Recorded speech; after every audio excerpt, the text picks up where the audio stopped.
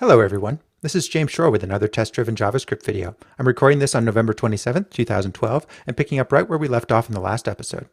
What we're going to be doing in this episode is doing test-driven development of our mouse events. So previously we spiked some code to do mouse handling in our WeWikiPaint page, and it works, and that's great. You can see that code here. And then in the last episode, we had cleaned up our tests, getting ready to do test-driven development of that code. And now we need to actually start test driving that code. And the first thing to do is to simulate mouse events. And I think what we'll do is we'll just start out with a simple click, and then we will, get the click handling to line up properly on the page. And then we will, I'm not sure, then we'll probably start doing drag and drop. Maybe we'll do line segments again and then drag and drop. That's what I'm thinking. Basically following the same pattern we did with the spike, which was to take really small steps. So, but now we want to get this actually tested. So I'm going to write some test code that we're going to throw away, which is just to make this work. So we should respond to the mouse. So I guess and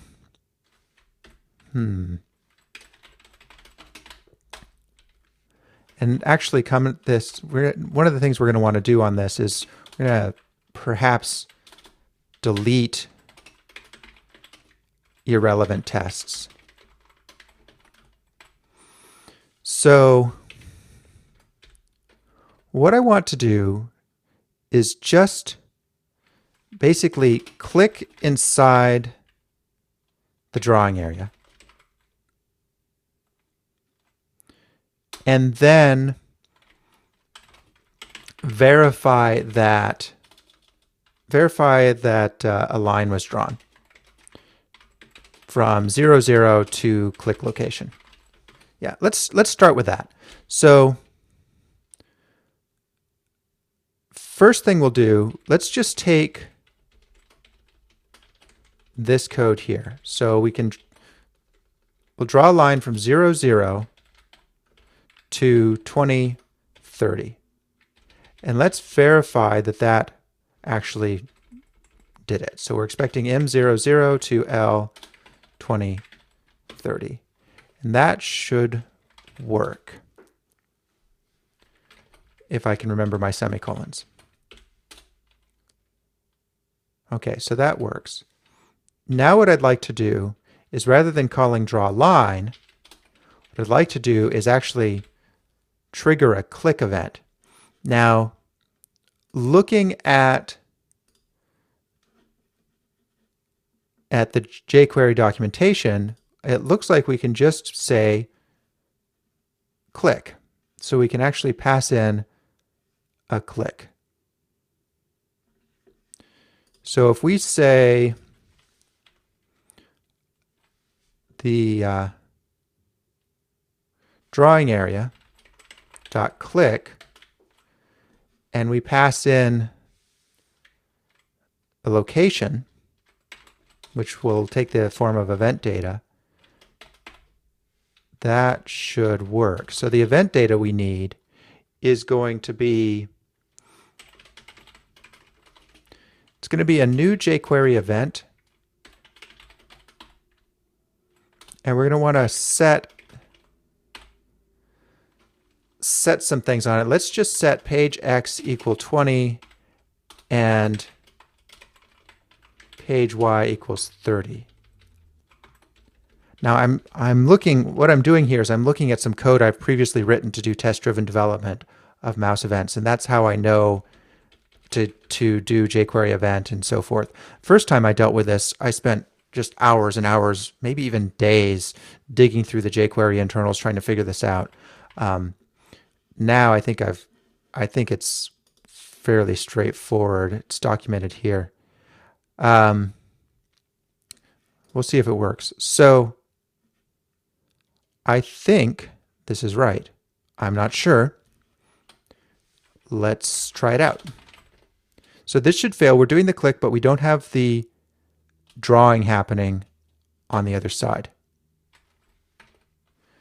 And it's, again, complaining about our globals. Okay. Expected 0 to equal 1. So what it's saying is that it didn't get any drawing elements.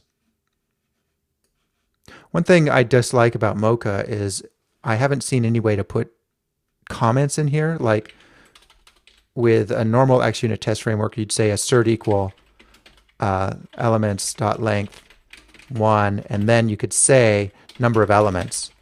And that leads to much, much nicer error messages.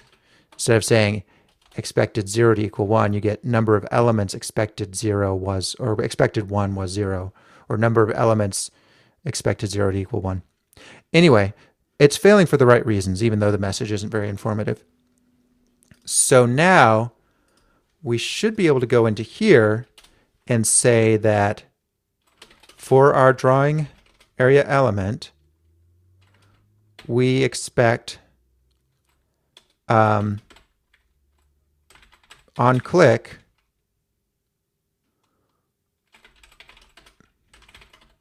do something. And let's start out actually, rather than even saying what the path is, let's just say that we're expecting something to happen. So all we have to do here is just draw a line.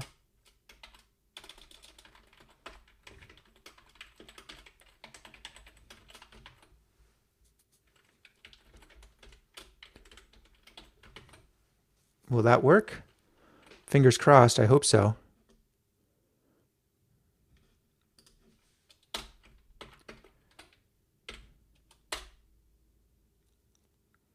Did not work.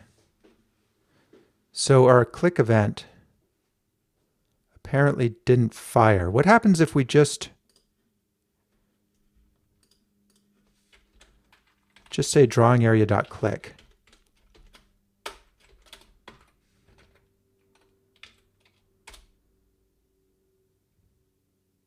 Okay, that worked.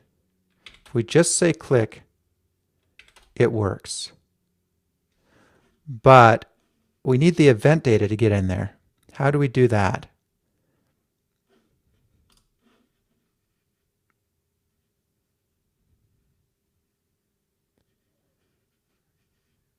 It seems to want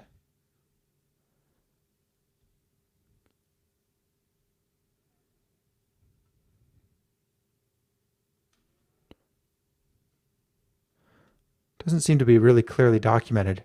What happens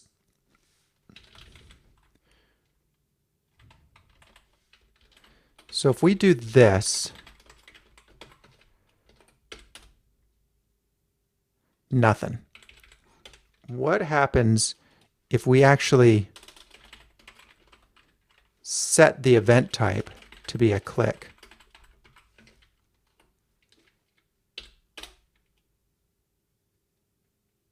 Still nothing.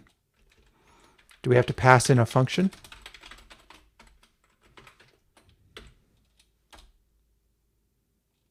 No. What if rather than calling drawing area.click, we do it the way I used to, which is to say trigger.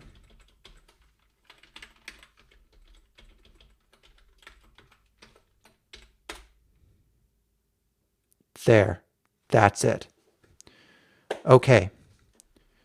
So now we're actually triggering the click event. Now let's make sure it goes to the right spot, just 20, 30.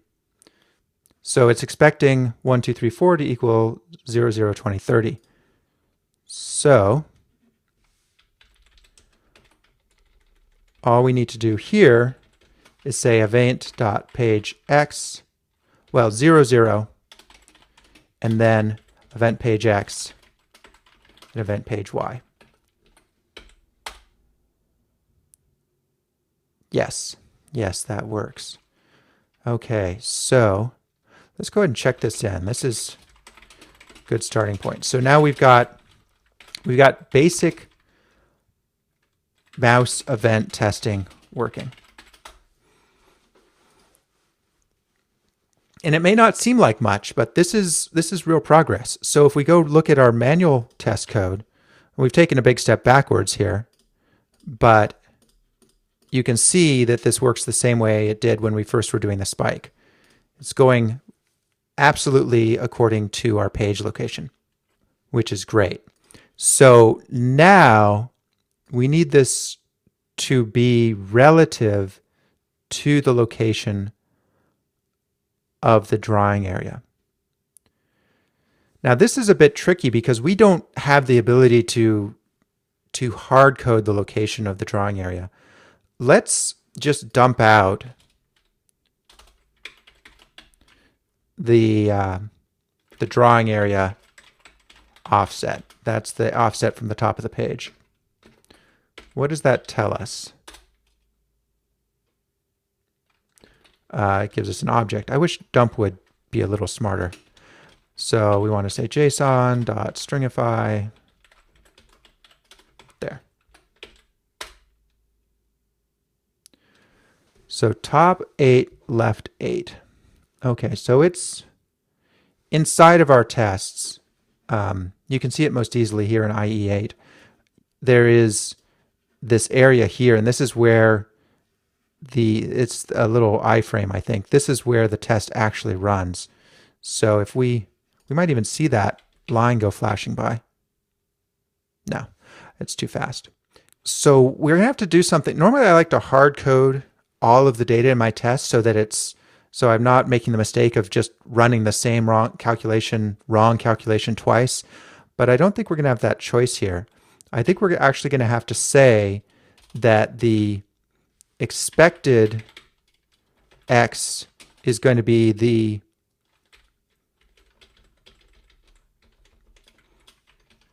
I guess it's going to have to be the top. It's going to be 20 minus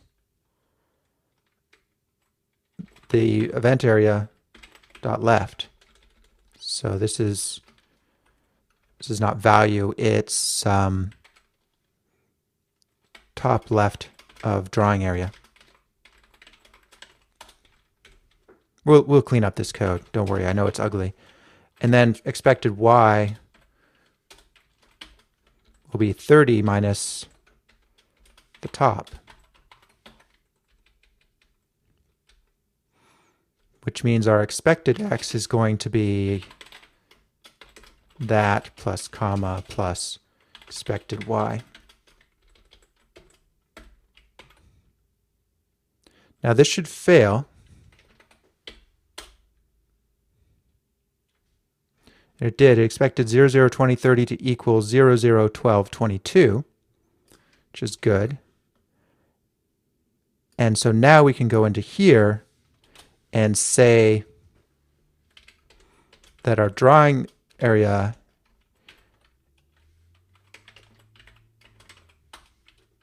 is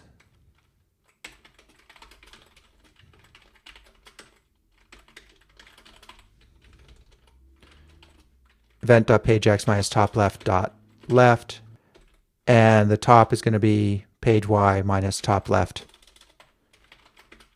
dot top.